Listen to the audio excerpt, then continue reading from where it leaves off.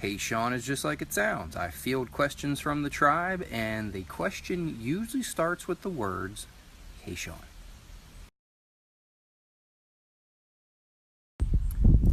This is a juicy one. I'm loving the fact that I have a lot of nurses and nurse practitioner students and potential students asking these questions. I'll start off by saying that the DNP, online DNP program was created to meet the needs of the nursing shortage. Just like the BSN programs that are online, and I don't know if there's diploma associate nursing programs that are online. It could be out there. They were all created because of the nursing shortage, which, while some of us don't feel it exists, it actually still exists. There are many areas of the world where the job market is hurting for nurses. So if you don't have a decent job market in your area, I hate to say it, you may have to jump a county or two. Sucks, but that's the reality. I'm digressing again. It happens. Get used to it. I like to talk a lot. Alright, my first thought about online DNP programs, they're fucking tough. I mean, NP school period is tough. But online programs, you're doing 99.999% of the work on your own all the time. Maybe it's my own personal experience, but online learning is an entirely different animal than the traditional physical classroom. I mean, they have to account for the amount of time you're not in class. So, if I'm not mistaken, you have to do more work. Don't get me wrong, for a busy person who working a full-time job and a family, it's beautiful because you get to do school on your own time, at your pace, at your leisure, or on your terms. Maybe not at your pace, but definitely on your own terms. You get to, I mean, if you're a night owl, you can be up in the middle of the night doing schoolwork all night, if that's your thing. Bless your heart. But to replace the physical attendance of class, you got to do like chat rooms, and you got to post in forums. There's a certain amount of posts, a certain amount of times, a certain amount of weeks. It's a tad bit exhausting. Did I mention I have a biased opinion? I struggled with online learning. I got great grades, but I struggled.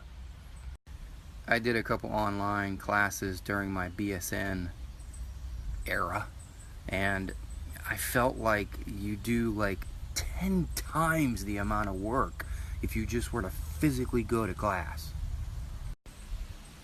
Clouds rolling in, rut-row, shaggy.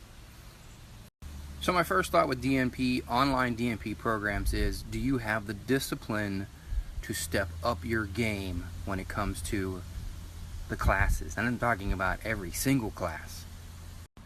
I mean, I think about my advanced patho and physiology class and how brutal that was.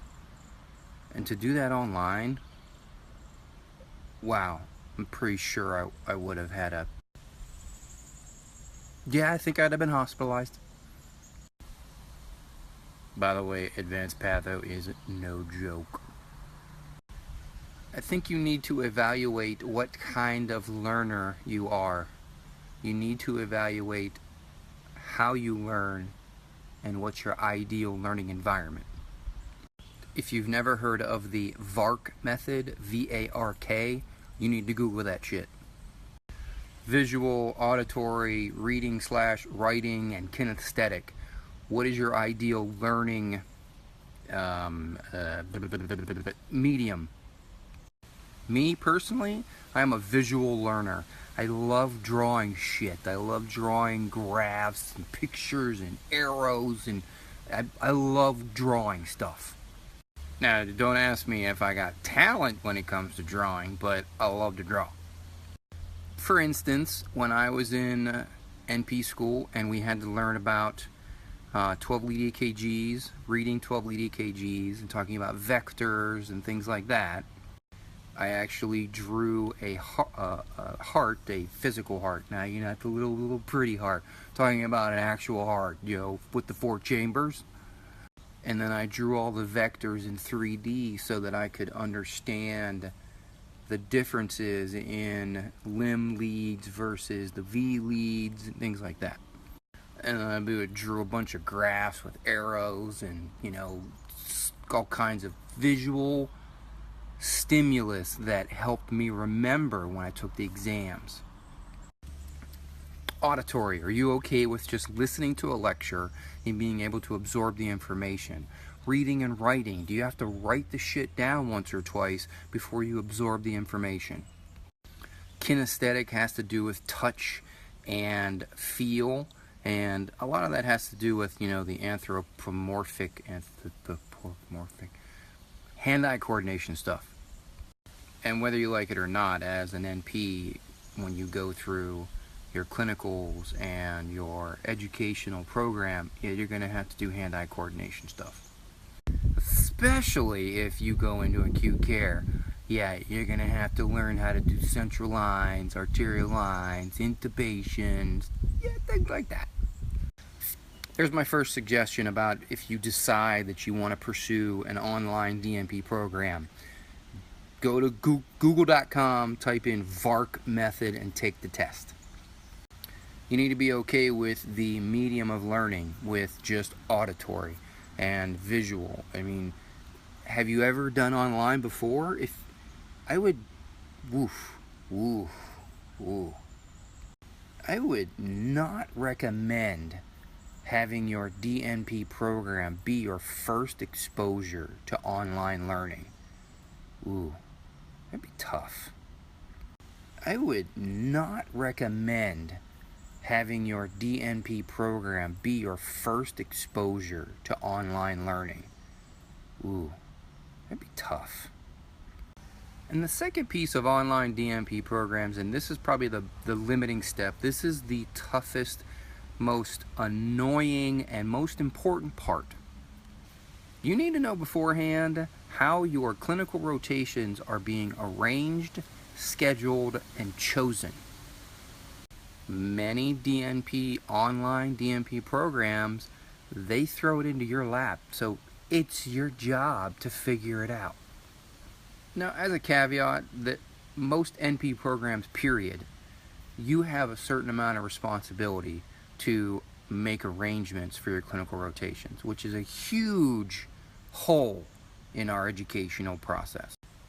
I mean, it's good, and it's really a good thing because you get to choose your path. The bad thing, what sucks, is that you got to do legwork. It is a significant weakness in advanced practice education that, you know, students just kind of willy-nilly, go ahead, figure it out, you got it. I mean, they help you a little bit, they guide you in, you know, with the red tape of it, but you have to figure out who you're going to precept with and where you're going to do it. When you do the traditional route, meaning the physical classroom at the university, there are a lot of affiliated hospitals that are at your disposal. That perspective at least helps you a little bit, alleviates a little bit of the stress. Now, if it's an online DNP program, all bets are off. You are on your own, sucker. You need to figure it out from step 1 to final step. You need to figure out where in the world, how in the world you're going to get all your clinical hours. And we're talking thousands of clinical hours. Thousands. It's not just like, you know, a day or two or a week end or two. No. You put in a lot of time to get your DNP. And I don't even have my DNP. Maybe I should have said that from the start. I don't even have my DNP. I just have my master's. Just my master's. I tell you, it just pisses me off. I can't believe I even said that. Just my master's. Busted my fucking ass for that thing.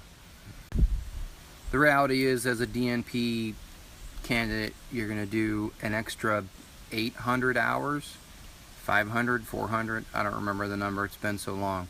You're going to do a significant more clinical hours than I did. And once again, you have to make the arrangements. So let's just take an example. Joe Schmo or Jane Schmo, who lives in Kansas, is going to do an online DNP program. Maybe I shouldn't have used Schmo. How about Mr. or Mrs. Smith? That's more politically correct, isn't it?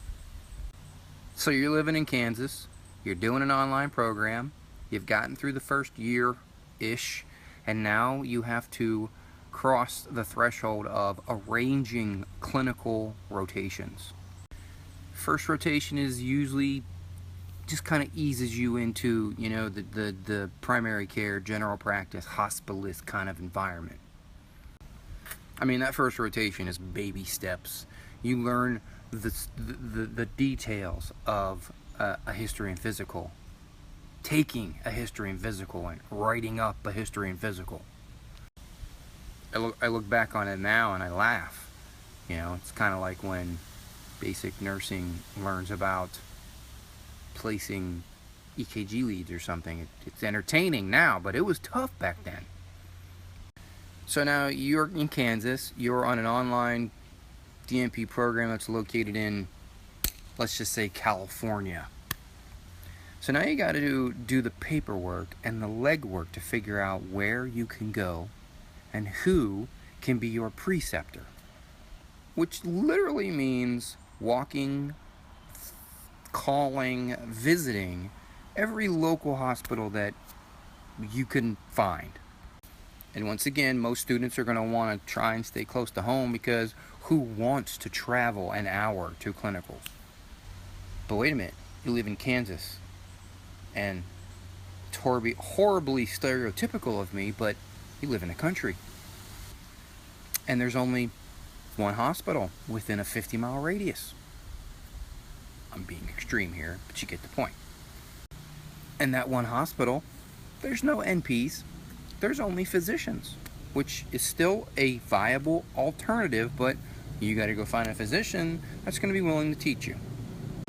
And a physician who is at least vaguely familiar with you as an NP and the NP profession itself. And remember, your coordinators, they don't know anybody. They're not from your area. So you got to do all the legwork. You got to do all the PR talking. Then you're going to have to figure out if the hospital actually allows NP students there. Is it a teaching hospital? What is the liability?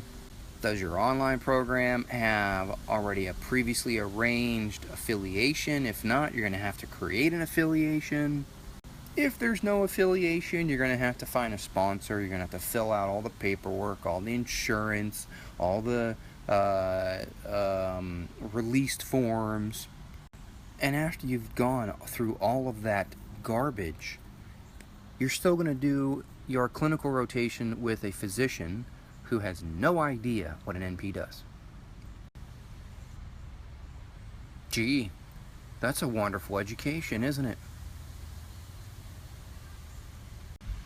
This is an extreme example, and maybe I'm being a little obtuse, but this happens. This is the reality. You've done that for your very first rotation. You have at least 4 more, maybe 5. And now as a DNP student, you're going to have to do a capstone project, which has to do with submitting a manuscript for an evidence-based practice abstract. Oh yeah, you're going to have to find sponsors separate from the clinical rotation that you just went through. The only difference between online versus the traditional setting is that in the traditional setting, you're going to have a lot more individuals readily available. You're still going to have to create the communication line between you and that preceptor, NP, physician. You're still going to have to do the capstone project and all the workings that go with it. But going to a physical school, you're going to have a couple more options, a whole lot more options than an online program, especially in a remote area.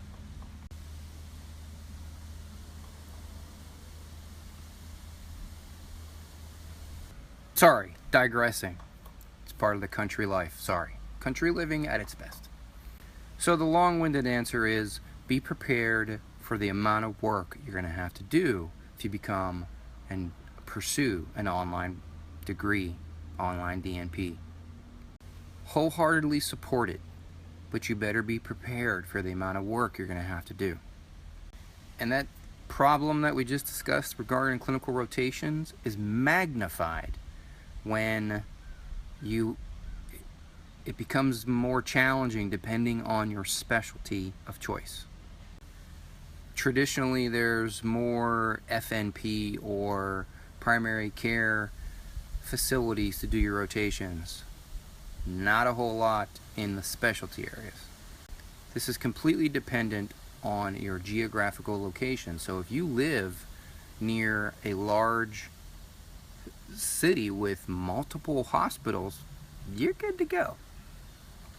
You live in a rural area, small town, country living, yeah, you're gonna have some problems. Truth of the matter is, if online DNP is your only option so that you can pursue and advance your career, then no questions asked, just fucking do it. Don't use some horseshit excuse about everything that I just explained to you as the limiting factor why you don't go back and get your advanced degree and become a nurse practitioner. No way. You want to bad enough, do it. There's plenty of help out there. There are people that have walked in your shoes, quite literally. You are not the first person to do what you want to do. 6 months, 12 months, 2 years from now, your excuses will still be there. Difference is, you could be almost done with your program if you just take that first step. Becoming a nurse practitioner was the best decision I ever made, and I highly encourage anyone who has an interest in it to pursue it. If I can help you in any way, answer any questions about anything regarding becoming and being a nurse practitioner, send me a message, drop me a comment. Alright, what's the tribe think about online DNP programs? Leave me your message. Thanks for hanging out for another Hey Sean. Check your own pulse first.